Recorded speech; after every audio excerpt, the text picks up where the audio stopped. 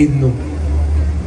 Roman സാമ്രാജ്യത്തിന്റെ ക്രൂരവിനോദങ്ങളുടെ അടയാളം റോമിലെ രക്തനിലമായ കൊളോസിയം.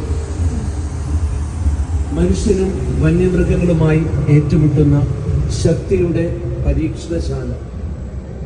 അത് കണ്ട് രസിക്കുന്ന ക്രൂരന്മാരായ ചക്രവർത്തിയും മറ്റ് ഭരണാധികാരികളും. വിശ്വാസികളായ മനുഷ്യരെ പോലും കുറ്റവാളികളായി കണക്കാക്കി വന്യമൃഗങ്ങളുമായി ഏറ്റുമുട്ടാൻ അവരെ സിംഹക്കുഴിയിലേക്ക് എറിഞ്ഞു കൊടുക്കുന്ന ക്രൂരവിനോദം. രാത്രികാലങ്ങളിൽ നടക്കുന്ന ഈ ക്രൂരവിനോദങ്ങൾക്ക് വെളിച്ചം പകരാൻ അവർ ഉപയോഗിച്ചതാകട്ടെ മനുഷ്യ തീക്കണ്ടങ്ങൾ. അധികാരവർഗത്തിന്റെ ക്രൂരവിനോദങ്ങൾക്ക് ഇരയായത് എത്രയോ നിഷ്കളങ്ക മനുഷ്യർ.